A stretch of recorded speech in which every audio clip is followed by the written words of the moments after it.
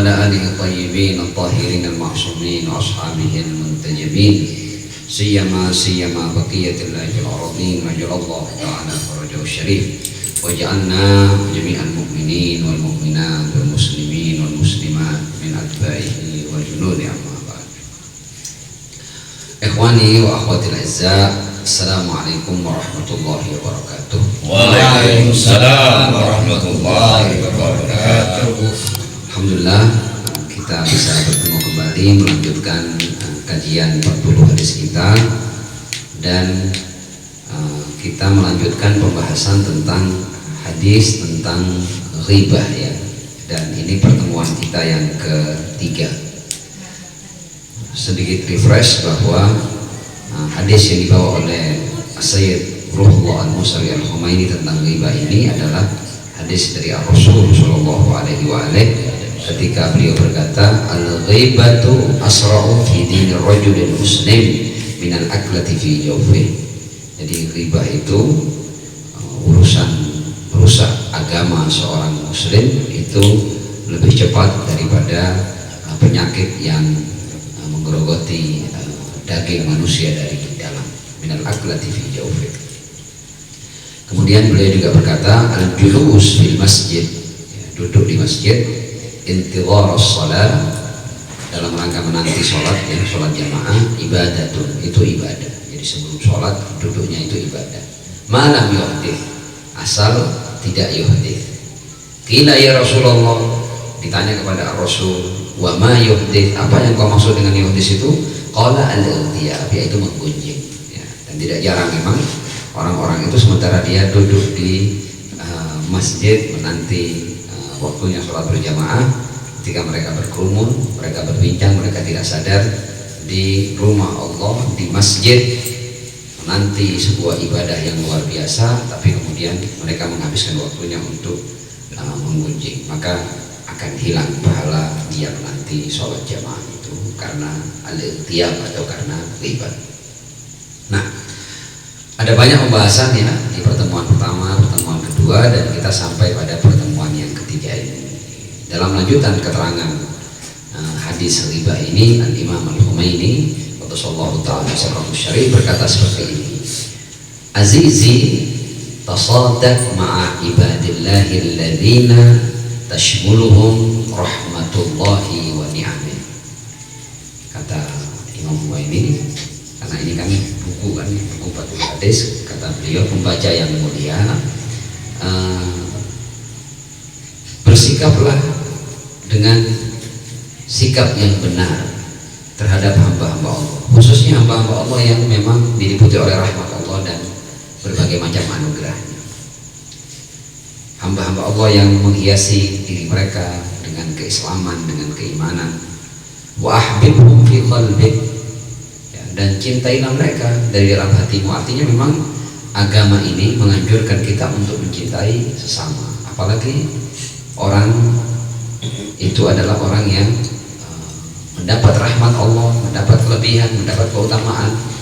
Apalagi kalau orang itu kemudian menghiasi dirinya dengan aturan-aturan agama yang mencerminkan keimanan, keberislaman, itu menjadi tanggung jawab kita untuk mencintai mereka. Kita harus berhati-hati bersikap terhadap sesama hamba Allah, khususnya hamba Allah yang baik-baik, as-salihun. Kata Imam Khumaini, wa iyyaka an tu'adiya mahbubal haqqil muta'ali, jangan sampai engkau memusuhi orang yang dicintai oleh Allah Subhanahu wa taala. Jadi kalau orang itu soleh, orang itu baik, ya, kita memusuhinya, kita tidak bersikap benar terhadapnya, membicarakannya, menggunjingnya, ya, itu konsekuensinya berat, karena orang yang baik itu adalah mahbubul haq, orang yang dicintai oleh Allah. Nah, kalau kita memusuhi orang yang dicintai oleh Allah, itu sama dengan kita memusuhi Allah Subhanahu wa taala. Hati-hati. Jangan dikira ketika kita memusuhi seseorang kemudian permasalahan kita hanya dengan orang itu. Tidak. Kalau orang itu adalah mahbubul haq, adalah orang yang dicintai oleh Allah, maka kita akan bermasalah dengan Allah Subhanahu wa taala. Karena kita harus berhati-hati ketika kita memperlakukan orang lain. Kata Imam Khumaini, bahwa ada banyak orang-orang yang baik itu yang majhul, Anda tidak tahu bahwa dia sebenarnya orang yang baik. Karena orang yang benar-benar baik biasanya dia tidak memamerkan kebaikannya, dia malah berusaha untuk orang tidak ada yang mengenalnya, padahal dia orang yang punya makom yang sangat tinggi di sisi Allah Subhanahu wa taala. Boleh jadi karena kita terbatas pengetahuan kita tentangnya, kita menganggapnya dia orang biasa, padahal dia punya makom yang tinggi di sisi Allah Subhanahu wa taala. Karenanya kita harus berhati-hati ya memperlakukan orang, apalagi kalau kita tidak kenal orang itu. Karena kebanyakan para al-mukhlisin ya, para aulia Allah itu majhulun, tidak diketahui. Nah, dan kalau kita tidak berhati-hati memperlakukan orang seperti itu, berarti kita telah mencederai apa yang kehormatannya dijaga oleh Allah Subhanahu wa taala. Orang yang mukhlis, orang yang mukmin, orang yang soleh itu sangat terhormat di sisi Allah. Nah, kalau orang-orang ini yang kita cederai, yang kita ganggu, ya, dalam hal ini dengan kita gunjing dia, maka kita akan berhadapan dengan Allah Subhanahu wa taala. Satu kata yang ini, innal mu'minin awliya'ul haq. Orang-orang mukmin, mukmin biasa yang secara umum dia tidak berbuat kejahatan, itu adalah para kekasih Allah, ya, dan mencintai mereka sama dengan mencintai Allah. Sebagaimana memusuhi mereka sama dengan kita memusuhi Allah. Jangan sampai karena perbuatan kita yang tidak hati-hati, kita akhirnya mendatangkan murka Allah karena perbuatan kita memusuhi atau mencederai kehormatan orang-orang yang dicintai oleh Allah Subhanahu wa taala.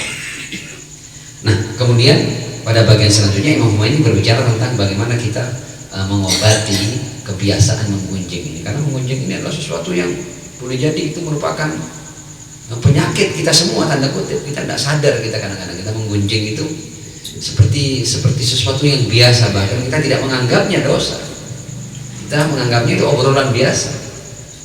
Dan kalau kita tidak hati-hati, itu resikonya berat bagi kita.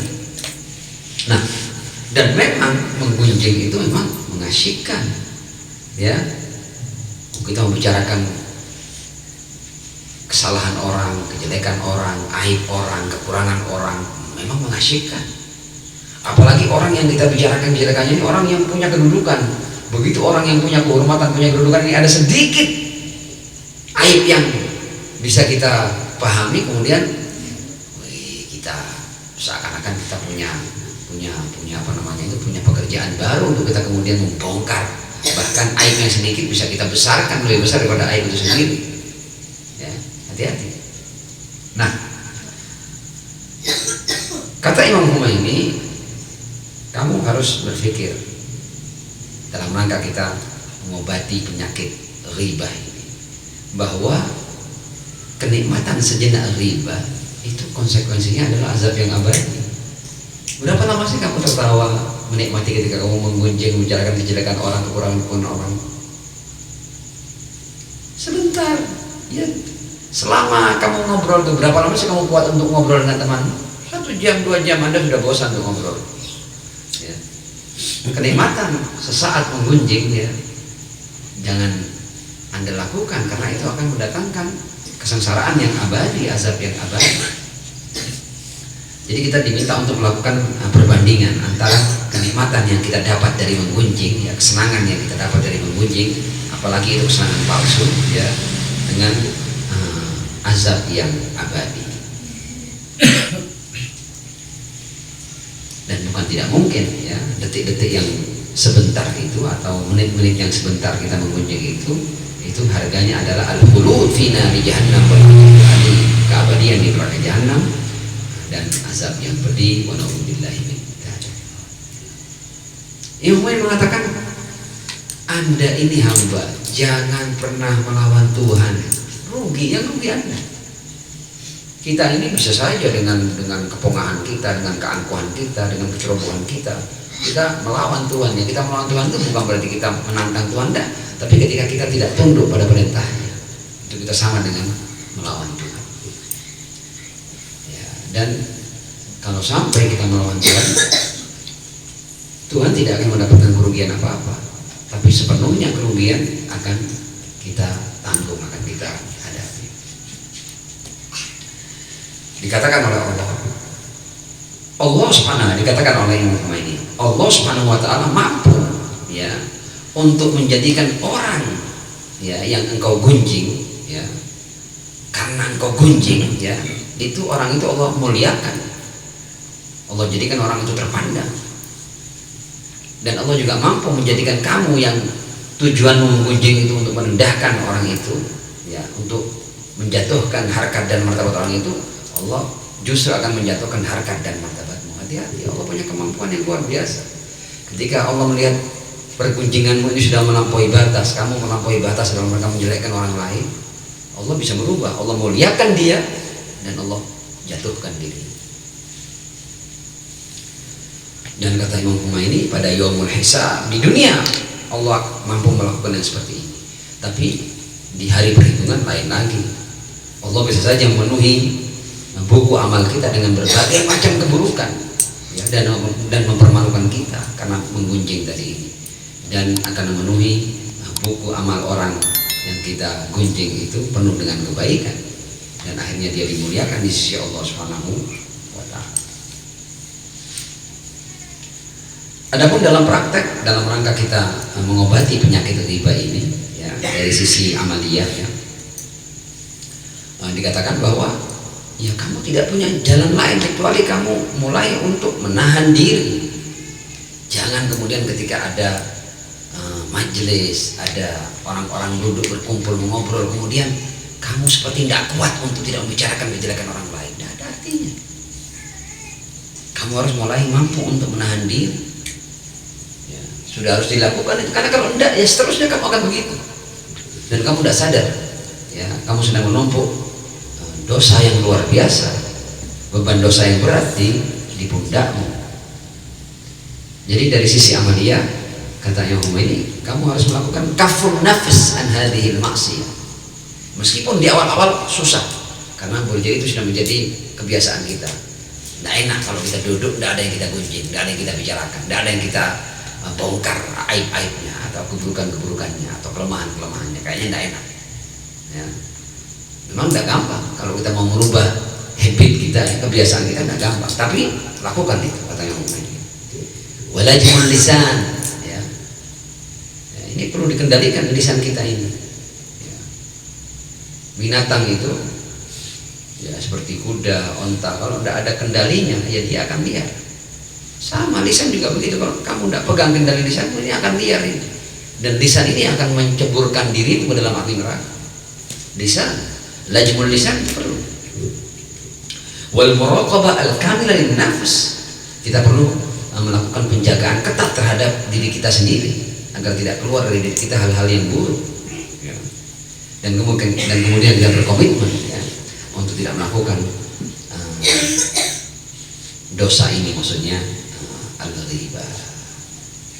Dan kata yang ini, kalau kamu lakukan itu hari pertama, hari kedua, dengan berlalunya waktu, ketika kamu menahan diri, nanti di awal sangat berat, tapi di hari-hari berikutnya semakin ringan, dan kamu nanti akan mampu mencerabut akar penyakit ini dari dalam dirimu. Kamu sudah jijik untuk menggunjing ya, kamu merasa dirimu lebih mulia untuk kamu kotori lidahmu dengan membicarakan kejelekan orang lain. Kamu akan sampai pada tingkatan yang seperti itu. Dan ketika itu kamu akan merasakan ketentraman jiwa ya, dan ketenangan hati ketika kamu sudah meninggalkan maksiat ini, maksiat riba ini maksudnya.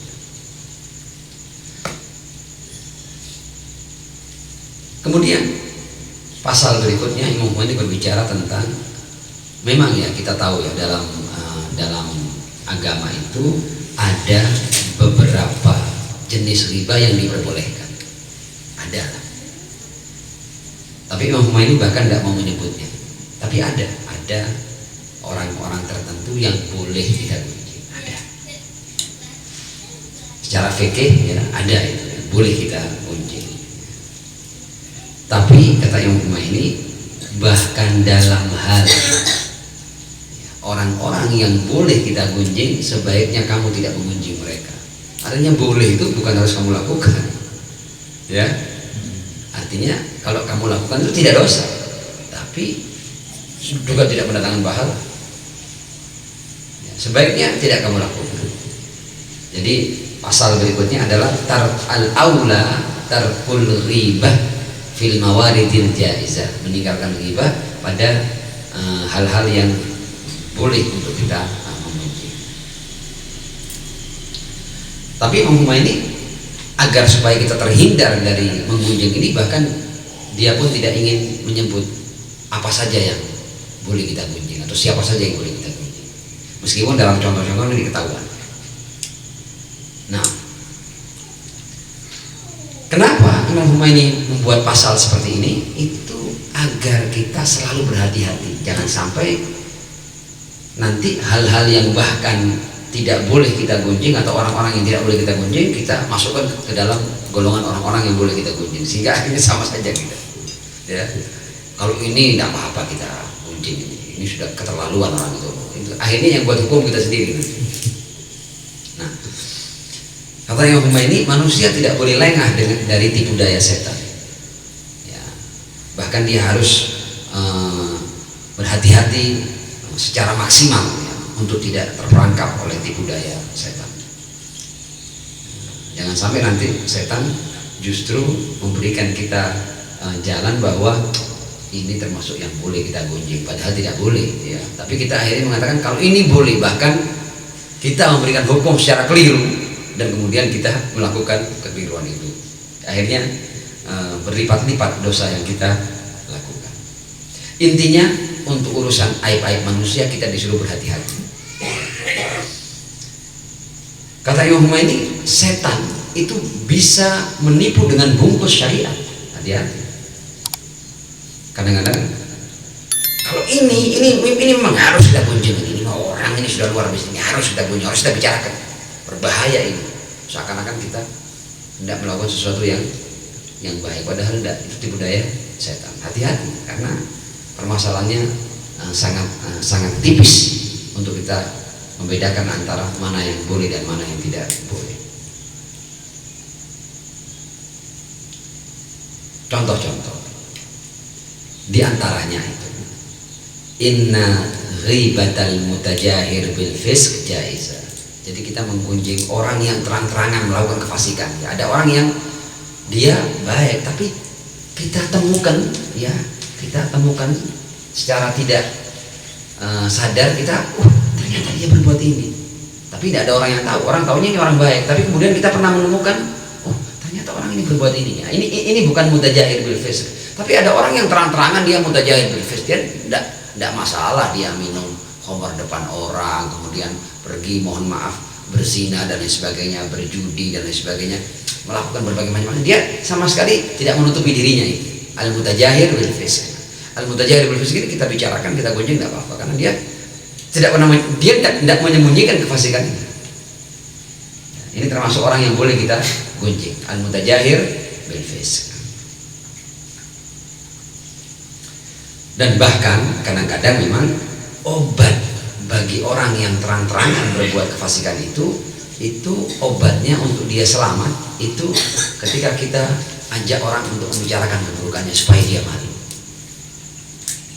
Artinya ada orang yang berbuat kefasikan dan kemudian orang mengabaikan itu, akhirnya dia semakin tidak masalah, saya begini toh. Orang-orang akhirnya tetap saja bergaul dengan saya, tetap saja baik dengan saya, tetap saja. Tapi kalau kita kemudian bicarakan dia sehingga dia malu, ternyata orang-orang ini tidak suka orang membicarakan keburukan saya. Jadi al-mutajahir bil fisq boleh kita gunjing dan menggunjing mereka itu dalam rangka agar dia malu dan keburukannya menjadi pembicaraan orang, agar dia kembali untuk tidak berbuat maksiat-maksiat yang biasa dia lakukan. Nah, ini kan contoh ya orang yang boleh kita gunjing. Imam Humaini mengatakan bahwa dalam hal ini pun kita harus hati-hati. Menggunjing orang yang yatajahar bil fisq itu boleh, tapi Anda itu loh, ketika menggunjing dia, motif Anda apa dulu? Apakah motif Anda untuk mengembalikan dia ke jalan yang benar, atau motif Anda memang untuk menjatuhkannya? Kalau motif Anda dengan membicarakannya, dengan menggunjingnya, ya, itu tujuan Anda tulus agar dia kemudian malu dan kemudian dia berubah menjadi orang baik, itu bagus, menjadi pahala bagi Anda. Tapi kalau motif Anda hanya karena dia mutajahibul fisk dan Anda tahu bahwa dia boleh digunjing, Anda menggunjingnya dalam rangka semakin menjatuhkan dia, maka Anda bermasalah dengan niat Anda, dengan motif Anda. Sampai-sampai segitunya Imam Khomeini memberikan kepada kita agar kita berhati-hati dalam masalah menggunjing ini, bahkan pada sosok-sosok yang boleh kita gunjing. Intinya yang ini tidak mengatakan bahwa setiap perbuatanmu itu lihat motifnya. Apakah motifnya itu lillahi ta'ala, untuk meraih ridha Allah, atau motifnya lain. Boleh jadi perbuatan itu baik, tapi motifnya apa dulu? Ya, motif ini menentukan. Ada kalanya orang membantu orang lain motifnya supaya dipuji, jadi ria. Motif ini menentukan. Ya. Nah, jadi hati-hati, kadang-kadang setan itu bermain di motif kita, dan kita bisa hancur karena motif yang tidak baik atau niat yang tidak baik. Nah, Imam Khomeini tidak mengatakan bahwa hati-hati, bahkan riba yang boleh itu pun mengkhawatirkan. Ya, karena seandainya itu akan memberikan kepada Anda kebiasaan menggunjing. Hati-hati. Ketika Anda terbiasa menggunjing, akhirnya Anda nerabas, Anda melampaui batas. Yang boleh digunjing Anda gunjing, kemudian karena Anda terbiasa menggunjing, maka yang tidak boleh pun ikut Anda gunjing. Kenapa begitu? Karena kata Imam Khomeini, anna nafs tamil nahwa syurur wal qabaih. Nafsu ini kecenderungannya adalah kepada hal-hal yang buruk, kepada hal yang negatif. Kalau kita tidak pandai-pandai mengendalikannya, kita akan terjerumus dalam hal-hal yang buruk dan negatif. Dan pelan-pelan nanti, pelan-pelan sampai kita sepenuhnya tenggelam, sama seperti rawa-rawa itu ya. Rawa-rawa itu kalau kita sudah tercebur ya di dalamnya, terjebak di dalamnya, tidak langsung kita masuk, pelan-pelan tapi pasti ya dia sampai kematian. Wa na'udzubillah. Yang ini mencontohkan bahwa dalam agama itu ada hukum-hukum, kan, ada hukum yang haram, jelas haram, ada yang makruh, ya, ada yang syubhat. Ya. Syubhat ini di bawahnya makruh, yang paling harus kita hindari haram, di bawahnya haram itu makruh. Tapi ada hal yang syubhat yang tidak jelas halal haramnya. Kata Imam Khomeini, Anda menggunjing tentang hal-hal yang boleh itu sama dengan Anda kalau bermain syubhat. Syubhat itu sebenarnya harus dihindari. Karena apa? Karena itu batas antara yang halal dan yang haram. Kalau Anda bermain di perbatasan, sangat mungkin Anda akan masuk dalam hal yang haram. Jadi supaya Anda terhindar dari yang haram, yang syubhat pun harus Anda hindari supaya Anda tidak masuk ke dalam yang haram. Wahakadaan maksud. Jadi menghindari syubhat itu untuk kenapa harus hindari? Karena itu benteng bagi muharramat, agar kita tidak jatuh dalam hal-hal yang Naam, sallu ala Muhammad wa ali Muhammad. Allahumma salli ala Muhammad wa ali Muhammad wa ajil farajahum. Nah, kemudian Al-Imam Al-Khomeini qaddasallahu ta'ala sirrahu syarif mengutip sebuah hadis yang luar biasa. Hadis ini mempunyai pesan moral yang sangat tinggi. Kalau boleh saya beri judul, hadis ini adalah carilah sisi baik. Jadi kalau kita melihat orang, ya, orang itu tidak ada yang sempurna. Ya pasti ada kebaikannya, pasti ada lah, buruk-buruknya ada. Nah, kita disuruh melihat yang baik-baik dari orang itu. Agar apa? Agar kita tidak meremehkan orang itu, agar kita tidak menggunjing orang itu, agar kita menghormati orang itu, agar kita menghargai orang itu. Ya. Hadis apa itu? Hadisnya luar biasa. Marra Isa bin Maryam alaihi salam wa ma'ahul hawariyun. Ya, diceritakan bahwa Nabi Allah Isa alaihi salam itu, ya, Isa putra Maryam itu berjalan, ya, bersama hawariyun, ya, bersama hawarinya. Dan ketika mereka berjalan, mereka melewati apa? Ala jifati kalbin. Mereka melewati bangkainya, mohon maaf, anjing. Bangkai anjing, baunya luar biasa busuk. Ya, jadi Nabi Allah Isa AS ini berjalan dengan sahabat-sahabatnya dan kemudian melewati bangkainya anjing. Faqala al-hawariyun, kemudian sahabat-sahabatnya Nabi Isa berkata, ma antana riha hadzal kalb. Alangkah busuknya, menyengatnya bau bangkai anjing ini. Ya memang bangkai anjing baunya luar biasa menyengat, sesak napas orang. Faqala Isa alaihissalam, ini pelajaran dari Nabi Isa. Yang diucapkan oleh Hawariyun betul, bangkai anjing dikatakan alangkah busuknya bau bangkai ini. Apakah salah Hawariyun? Tidak salah, kenyataannya seperti itu, ini faktanya memang busuk ya. Tapi Nabi Allah Isa mengajarkan apa? Faqala Isa alaihissalam, sementara mereka semua berkata, ma anta nariya hadzal kalb. Nabi Isa berkata, ma asyadda bayadha asnani. Ya, dikatakan bahwa alangkah putihnya gigi-giginya bangkai itu. Jadi anjing itu kan punya gigi kan, tapi kan giginya putih. Ini pelajaran bahwa Anda jangan hanya pandai untuk melihat sisi buruk, Anda juga melihat sisi baik dong. Ya, meskipun ini sudah bangkai, baunya sudah menyengat seperti itu, orang tidak tahan untuk berhenti sejenak di dekatnya, tapi Nabi Allah Isa masih mampu menemukan sesuatu yang baik dari anjing atau bangkai anjing tadi. Yaitu apa? Putihnya gigi bangkai itu. Nah, Imam Al-Humaini mengatakan bahwa hadis ini ya, adalah menggambarkan tentang keutamaan seseorang. Orang itu kalau sedemikian tingginya seperti Nabi Allah Isa alaihissalam, itu dalam suasana yang seperti itu, di mana mereka semua tersengat oleh bau busuk itu, tapi Nabi Allah Isa masih jernih, masih bisa melihat kebaikan. Sementara orang-orang yang rendah, ya begitu ada bau busuk, kebaikannya tidak terlihat sama sekali. Yang dia pahami ini, alangkah busuknya, alangkah tidak enaknya baunya. Sudah itu sudah, dia tidak sempat untuk melihat kebaikannya. Nah, kita terhadap orang juga begitu. Ini pelajaran. Jangan sampai kita hanya pandai untuk melihat keburukannya, aib-aibnya, tapi kita tidak pandai untuk melihat kebaikan. Dan biasanya orang itu banyaknya kebaikan orang tidak dia lihat, tapi sedikit keburukannya mampu lihat. Itu berarti kita sudah jenis orang yang sangat rendah sekali. Dan kebanyakan orang seperti itu. Nah,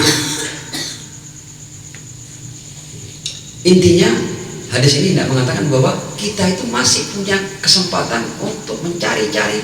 Kenapa ada kebaikan, ada keburukan. Kita bisa mengorek-ngorek keburukan orang, ini tidak baik, dan kita bisa mengorek-ngorek kebaikan orang. Kenapa yang kita korek hanya keburukannya? Kenapa ada kebaikannya? Kenapa Anda tidak peka terhadap kebaikannya? Kenapa Anda hanya peka pada keburukannya? Ada masalah apa dengan Anda?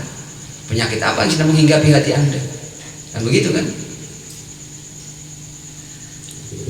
Artinya jangan fokus pada aib orang lain.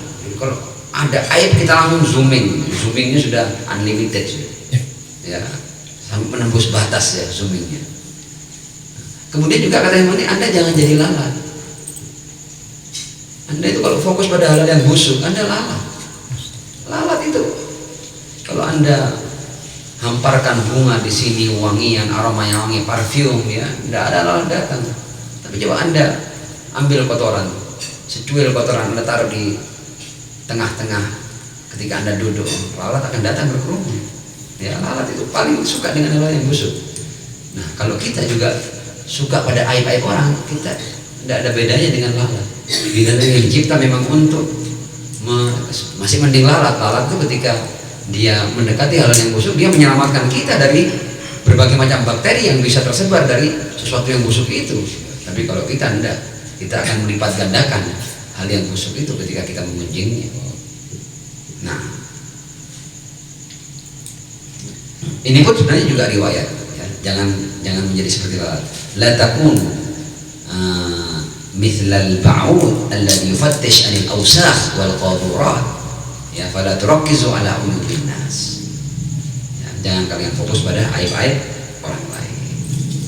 Ar-Rasul sallallahu alaihi wasallam berkata, tuba liman syaghalahu aibu an uyubin nas, ya. Beruntunglah orang yang disibukkan dengan aib-aib dirinya dari aib-aib orang lain. Kayak kita ini sudah suci saja. Kalau memang Anda sibuk dengan keburukan, sibuklah dengan keburukan Anda. Anda kalau sibuk dengan keburukan Anda akan menyelamatkan diri Anda. Tapi kalau Anda sibuk dengan keburukan orang lain, Anda akan dihantar pada pergunjingan yang akan menghancurkan Anda. Kenapa kita harus memilih sesuatu yang menghancurkan kita? Kenapa kita tidak sibuk dengan aib-aib diri kita untuk kita menyelamatkan diri kita? Tuba liman syaghalahu aibu an uyubin nas. Kita diminta untuk fokus pada aib-aib diri. Nah, dan ironisnya kata Imam Khomeini, manusia itu kebanyakan orang-orang yang aibnya banyak itu dia sama sekali tidak sadar akan aib-aib dirinya, sementara dia peka terhadap aib-aib orang lain. Pada sedikit aib orang lain dia peka, pada segudang aibnya dia tidak peka. Ya, itu kan ada peribahasa kan, kuman di seberang lautan kelihatan, gajah di pelupuk mata tidak kelihatan. Ya, itu kebanyakan kita begitu. Ya. Yang Khomeini mengatakan jika manusia itu fokus pada dirinya, kenapa kita ini tidak berhasil menjadikan diri kita baik? Karena kita sibuk dengan orang lain. Padahal kita ini bertanggung jawab atas diri kita. Orang lain, mereka akan bertanggung jawab atas diri mereka. Kenapa kita harus jadi mereka? Ya, kita ini bertanggung jawab atas diri kita. Karenanya kalau kita fokus pada diri kita, maka besar kemungkinan kita berhasil melakukan islah atau pembenahan terhadap diri kita. Kata yang Khomeini, idza ta'ammala al-insan qalilan fi ahwalihi wa akhlaqihi ya wa a'malihi wa ansarafa ila islahiha la saluhat a'malu. Ya, kalau seandainya manusia itu sedikit dia mau melihat keadaannya, perilakunya, amal-amalnya, dan dia berusaha untuk menahinya, maka amal-amalnya akan menjadi baik. Kalau seandainya kita mau fokus pada diri. Imam Khomeini mengatakan bahwa kebanyakan orang yang menggunjing, orang yang berani membicarakan aib orang lain itu biasanya orang yang merasa dirinya suci. Kenapa dia sampai berani berbicara tentang aib orang lain? Karena dia merasa dirinya suci. Ini berbahaya. Jadi sebenarnya karakter penggunjing itu adalah dia merasa dirinya suci, padahal enggak. Begitu orang ini penggunjing, pastikan bahwa dia busuk. Oh, dia merasa dirinya suci. Tapi ini adalah barometer. Kalau ada orang gemar menggunjing, pastikan bahwa orang itu busuk. Pastikan sudah, itu rumusan. Kalau ada orang suka membicarakan aib orang lain, pastikan bahwa dia penuh aib. Ini rumusan langit.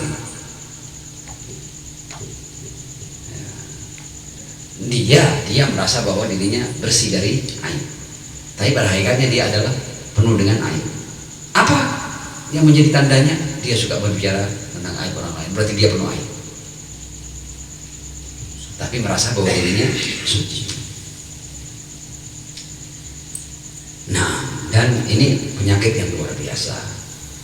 Ketika seorang merasa dirinya suci dan kemudian dia mengizinkan dirinya untuk berbicara tentang aib-aib orang lain. Oke, lanjut. Karena kita berusaha untuk mudah-mudahan bagian yang ketiga ini adalah bagian yang mengakhiri hadis riba ini ya. Kita cepat-cepat saja. Pasal berikutnya berbicara tentang, kalau tadi kan orang yang menggunjing, sekarang bagaimana dengan mendengar gunjingan? Kita tidak ikut menggunjing, tapi kita ada di situ. Ada orang menggunjing. Hukum mendengarnya seperti apa? Bahasanya di sini. Al-istima' ilal ghibah muharram. Sebagaimana menggunjing itu haram, Anda menyempatkan waktu, meminjamkan telinga untuk mendengar gunjingan haram juga. Nah, innal istima' ilal ghibah muharram kama annal istighabah takunu muharramah. Jadi mendengar itu sama-sama dosa dengan mengunjing. Dalam banyak riwayat dikatakan oleh Imam Khomeini, annal mustami' mithlul mughtab fi kulli umur. Ya. Orang yang mendengarkan gunjingan itu sama seperti orang yang menggunjing dalam segala halnya. Ya. Hatta wujubil istihlal. Ya. Orang kan kalau habis menggunjing itu kan dia harus minta maaf kan kepada orang yang dia gunjing kan. Orang yang mendengar ini juga punya kewajiban untuk minta maaf kepada karena dia ikut mendengar. Ya.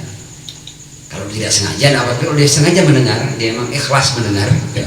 Memang dia meluangkan waktunya untuk mendengar gunjingan, itu dia harus minta maaf juga kepada orang yang digunjing, walaupun dia tidak menggunjing. Wa innahu minal kaba'ir, sebagaimana ghib menggunjing itu dosa besar, mendengar gunjingan juga dosa besar, sama juga. Ya. Sallu ala Muhammad wa ala Muhammad. Allahumma salli ala Muhammad wa ali Muhammad wa ajil farajahum. Al-mustami' kata Rasul ahadul muhtabain. Jadi pendengar adalah salah satu dari dua orang yang mengunjung. Ahadul muhtabain dihitung sebagai pengunjung. As-sami' ahadul muhtabain ya. Dalam riwayat lain. Kemudian ada juga bahkan riwayat-riwayat yang berbicara tentang kewajiban raddul ghibah. Raddul ghibah. Apa itu raddul ghibah? Kita lihat hadisnya ya. Jadi kalau kita di sebuah majelis kemudian ada orang menggunjing, kita tidak boleh cuma diam dengar gitu, tidak boleh. Kita harus bereaksi untuk menolak gunjingan itu. Bagaimana caranya? Ada kewajiban. Salahmu kamu mendengar. Atau kamu hindarkan dirimu dari tempat itu. Tapi kalau kamu di situ, kamu punya tanggung jawab. Kalau kamu cuma mendengar, maka kamu akan dihitung sebagai penggunjing. Riwayat dari Imam Ja'far as-Shadiq alaihissalam bahwa Rasul naha anil ghibah wal istima' ilaiha. Ya, Rasul mencegah menggunjing dan mendengar gunjingan. Ala wa man tatawwala ala akhihi fi ghibatin sami'aha fihi fi majlisin faraddaha anhu radallahu anhu alfa babin min asyarri fid dunya wal akhirah. Ya. Barang siapa ada ketika ada orang yang mengunjing ya seseorang ya, kemudian ada orang yang mendengarnya ya, faraddaha anhu, kemudian dia mementahkan gunjingan itu, menolak gunjingan itu, maka raddallahu anhu alfa babin min asyarri fid dunya wal akhirah. Jadi kita menggagalkan gunjingan itu sama saja Allah akan menyelamatkan kita dari 1000 pintu, dari pintu-pintu keburukan di dunia dan di akhirat. Fa in huwa lam yaruddaha wa huwa qadirun ala raddiha. Kalau dia tidak melakukan apa-apa, tidak bereaksi apa-apa, sementara dia mampu untuk bereaksi, kana alaihi kawizra man irtabahu sab'ina marrah. Ya, maka dia akan itu menanggung ya dosa orang yang mengunjung itu 70 kali. Jadi lebih baik kita meninggalkan, karena kadang-kadang pengunjung itu mendapatkan bahan bakar dari yang mendengar gunjingan. Ya kalau tidak ada yang dengar dia tidak akan mengunjung, tapi kalau semua gimana, nah gimananya ini yang membuat pengunjung semangat ya, semakin itu lancar ya dalam memberikan bumbu kepada gunjingannya. Nah, nanti kita lihat lebih jauh nanti. Ya Ali, kata Rasul, manil tiba indahu akhul muslim. Kalau ada orang yang duduk kemudian dia tahu saudaranya yang mukmin itu sedang digunjing dalam satu pertemuan, fastata anasrah, dia bisa untuk menolong orang yang digunjing itu. Dia bisa katakan tidak seperti itu, tidak seperti yang kamu katakan. Ya. Falam yansurhu, dia bisa menolongnya dan tidak menolong, khadalahullahu fid dunya wal akhirah. Allah akan menghinakan dia di dunia dan di akhirat. Jadi kalau kita mendengar orang menggunjing seseorang, kalau kita mampu menolong orang yang digunjing, kita harus menolongnya. Kalau tidak, kita akan dihina.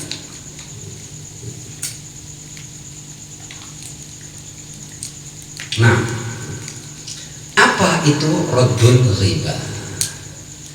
Syekh Ansari yang ini kemudian menukil ucapan Syekh Ansari bahwa adz-dzahir an-nafrat ghairun nahyi 'anil ghibah. Jadi raddul ghibah itu bukan kita melarang orang untuk menggunjing, bukan hanya melarang orang. Jadi kalau ada orang menggunjing kemudian sudah jangan menggunjing, bukan hanya ini maknanya. maknanya radul ghibah. Radul ghibah itu adalah al-intisar lil ghaib bima yunasibu tilkal ghibah.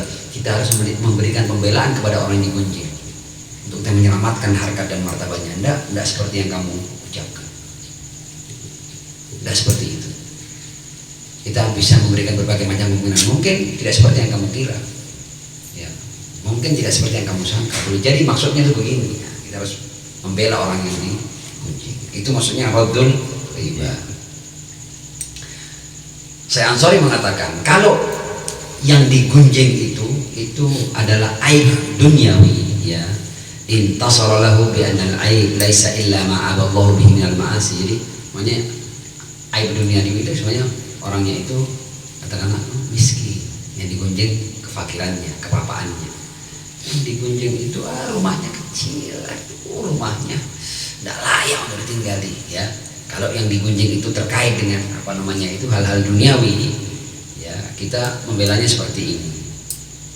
Bi annal aib laisa illa ma aballahu bihi minal ma'asi. Ya, bahwa aib itu bukan orang itu ketika dia punya penghasilan yang sedikit itu aib, bukan aib. Atau orang hanya punya rumah yang sederhana, bukan aib. Orang punya kendaraan yang sederhana, bukan aib. Orang punya pakaian sederhana, bukan aib. Orang punya fisik yang tidak terlalu tinggi, bukan aib itu. Aib itu adalah apa yang terhitung sebagai maksiat kepada Allah, itu baru aib. Ya. Jadi kita bela orang yang digunjing dengan cara seperti itu. Kalau digunjing perkara-perkara duniawi. Ya. Nah, kata yang ini, kata Syekh Ansori, ya, fa in kana aiban dunyawiyan intasara lahu bi anna al-aiba laysa illa ma aballahu bi minal ma'asi allati min akbariha dzikruka akhaka bima lam ya'ba'illahu bihi, ya. Dan maksiat terbesar itu adalah ketika engkau menggunjing saudaramu di mana menyematkan kejelekan pada saudaramu, sementara Allah tidak menjadikan itu kejelekan bagi saudaramu. Allah tidak menghitung orang yang pendek, orang yang katakanlah kulitnya hitam, orang yang rumahnya sempit. Allah tidak menghitung itu sebagai aibnya. Ketika kamu menghitung itu sebagai aibnya, perbuatanmu ini lebih aib daripada aib yang dimiliki oleh orang itu. Wa in kana aiban diniyan, ya, tapi kalau yang dibicarakan adalah aib diniyan seperti maksiat yang dilakukan dan sebagainya, wajhahu bimahamil, ya, tukhrijuhu anil masyiyah. Boncengan dengan wanita muda, ya, wanita muda kan tidak harus selingkuhannya, ya, tidak harus katakanlah yang negatif, boleh jadi itu anaknya, boleh jadi itu adiknya, boleh jadi itu ponakannya, ya, maksudnya begitu. Contoh aja, sekedar contoh. Kalau ini bicarakan untuk aib dini, wajhahu bimahamil tukhrijuhu anil maksiyah, pokoknya yang bisa menyelamatkan dia dari maksiat. Fa illam yaqbal at-tawjih, ya, intasara lahu bi anal mu'min. Kalau seandainya fa illam yuqbal at-tawjih, kalau seandainya tidak bisa lagi dicarikan alasannya, sudah jelas-jelas ini orang itu berbuat dosa dan maksiat dan kemudian ada yang menggunjingnya, bagaimana kita menolongnya? Kita menolongnya, kata Syekh Ansori, kita akan katakan bahwa orang mukmin itu bukan orang suci. Kadang-kadang kita pun kadang-kadang bermaksiat, ya, boleh jadi kita ini juga berbuat banyak maksiat dan tidak ada orang yang melihatnya dan tidak ada orang yang mengunjungi kita, tapi kebetulan dia seorang mukmin yang terkena musibah dengan maksiat dan kita melihatnya, kemudian kita mengunjunginya, tidak boleh. Fayambaghi an tastaghfira lahu wa tahtamma lahu la an tu'irahu. Seharusnya kita harus mintakan ampun untuknya, ya, kalau kita memang peduli dengannya. Jangan kita gunjing tapi kita mintakan ampun, ya Allah, saya melihat bukan berbuat ini, ampuni dia ya Allah, ya. Dan kita harus peduli, ya, agar dia kembali kepada jalan yang baik, alih-alih kita merendahkannya, melecehkannya ataupun menggunjingnya. Begitu cara kita membela bahkan pelaku maksiat dari orang-orang mukmin. Dan kata Syekh Ansori, ya, wa anna ta'yiraka iyahu la'allahu a'zam indallah min maksiati, dan boleh jadi ketika engkau melecehkan seseorang karena perbuatan maksiatnya itu jauh lebih besar di mata Allah ketimbang maksiat dia namanya orang mukmin, maksiat biasa. Tapi kamu yang menjelekkan orang dengan perbuatan buruknya, itu yang bisa jadi bermasalah kamu di hadapan Allah Subhanahu wa taala. Wa anna ta'yiraka iyyahu la'annahu a'zam indallah min ma'siyatih. Ini selesai kalam Syekh Ansari. Shallu ala Muhammad wa ala Allahumma shalli ala Muhammad wa ali Muhammad wa ajil. Ya, saya minta untuk bersabar sejenak. Insyaallah kita sudah tinggal di bagian-bagian akhir insyaallah. Tapi kita masih punya berapa lama waktu? 15 menit. Nah, dan katanya Humaini ada kalanya ya pendengar ghibah itu alih-alih dia mencegah ya atau menghentikan ghibah atau melakukan rajul ghibah dengan keterangan yang telah kita pahami bersama, dia malah menyemangati, menggunjing untuk melanjutkan atau menambah guncingannya atau bahkan memberikan apa namanya itu tasjid ya, semangat ya untuk melanjutkan gunjingannya atau bahkan memuji orang yang menggunjing ya. Itu satu. Ada juga jenis pendengar gunjingan yang alih-alih melakukan rajul ghibah malah dia memberikan semangat agar orang itu terus menggunjing. Ini sudah jelas keburukan yang nyata.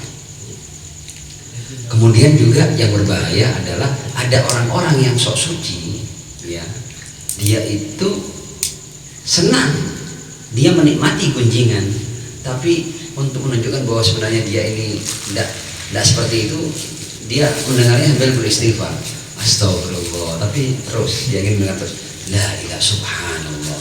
Dengan istighfarnya ini dia mengatakan bahwa saya tidak seperti itu, tapi orang itu seperti itu ya, la ilaha illallah, la haula wala quwata illa billah. Padahal dia ini hanya untuk menunjukkan bahwa saya tidak seperti itu, ini riya, ya kan?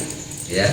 Dan kemudian dia ingin bahwa pergunjingan ini kita apa namanya itu masih kita liputi dengan zikir-zikir kepada Allah.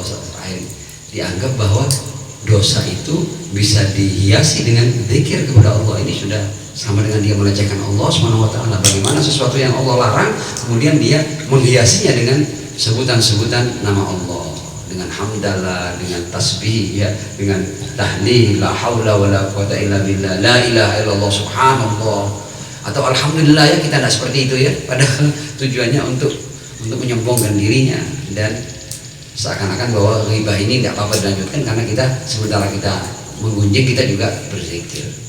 Kadang-kadang begitu ya orang itu. Nah, dan kalau kita mau menghiasi ghibah dengan nama-nama Allah, itu dosa kita akan berlipat ganda. Dan kadang-kadang orang sementara dia mendengar ghibah, dia melakukan dua dosa. Dia juga mendengar ghibah, menyemangati orang berghibah, dan dia melakukan riya ya. Karena dia seakan-akan ketika membicarakan kejelekan orang, naudzubillah, astagfirullah, melakukan itu. La haula wala quwata. Mudah-mudahan Allah menjaga kita ya. Padahal ini dia sedang menyombongkan dirinya ya, sedang riya ya. Sementara dia juga mengizinkan orang itu untuk terus menggunjing. Jadi berlipat-lipat dosanya. Sementara dia tidak sadar. Jadi kadang-kadang ghibah itu bisa bersenyawa dengan riya, dengan kesombongan dan macam-macam.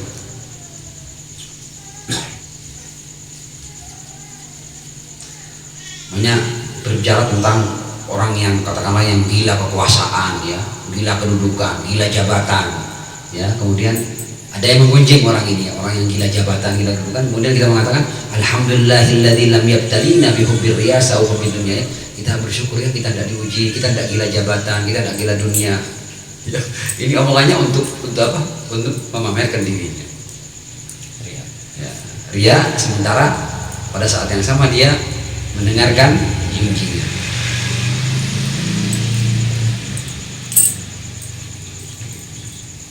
Nah, ada orang ghibah kemudian kita ngomong a'udzubillah, na'udzubillah. Ini di samping ini menyemangati orang yang menggunjing, dia juga lagi-lagi sok berlindung kepada Allah Subhanahu wa taala, padahal dia masih menikmati gunjingan itu.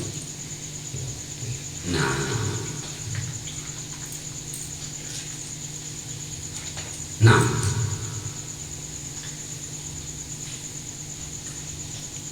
kadang-kadang ghibah itu dicampur dengan pujian. Asalnya kalau orang mau menggunjing ini ya, ini dari tipuan setan.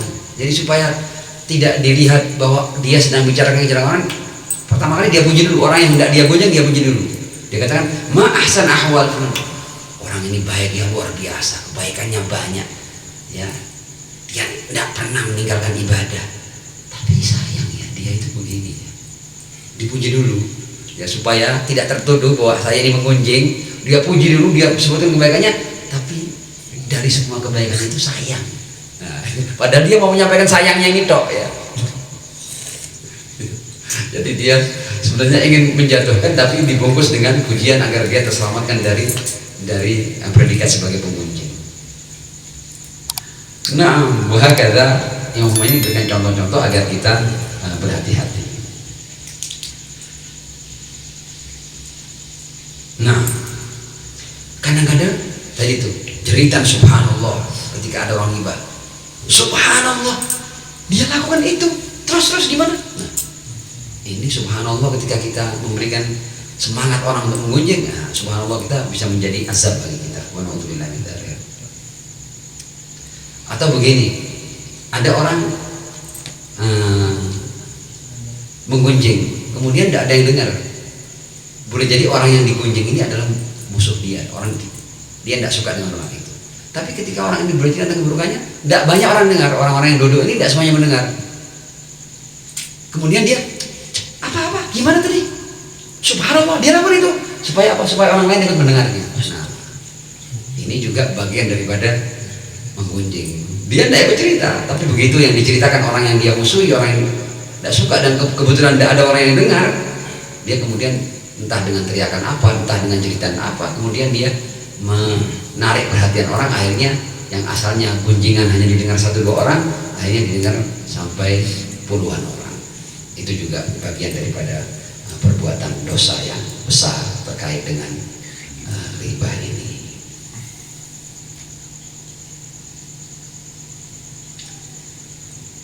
Nah, ya, termasuk juga menyimak dengan takjub, itu juga bagian daripada memberikan semangat kepada penggunjing. Nah,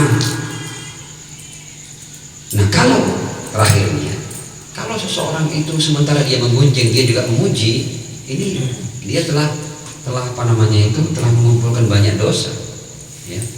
Dosa dia pamer, ya, bahwa dia bukan orang yang suka menggunjing, kemudian dosa menggunjing karena sebenarnya dia menggunjing, dan dosa nifaq karena dia pada saat yang sama dia memuji dan juga menjatuhkan. Ini kata riwayat dari Imam Rasulullah SAW, man laqiyal muslimin biwajhain wa lisanain, barang siapa yang menemui atau mensikapi orang muslim itu dengan 2 wajah dan dengan 2 lisan, ja'a yaumul qiyamah walahu lisanan minnar, dia akan datang di hari kiamat dan dia punya 2 lisan, ya, 2 lidah dari api, karena di depannya memuji, di belakangnya dia memuji. Atau dalam pergunjingan ada pujiannya, ada gunjingannya, tapi yang dia kehendaki adalah gunjingannya. Kenapa dia puji? Supaya orang tidak menuduh dia sebagai penghasut atau penggunjing. Ada dipujinya, tapi sebenarnya yang hendak dia sampaikan adalah gunjingannya atau sisi buruk orang yang dia jadikan korban. Nah, alhamdulillah kita telah menyelesaikannya hadis ghibah ini dalam 3 pertemuan.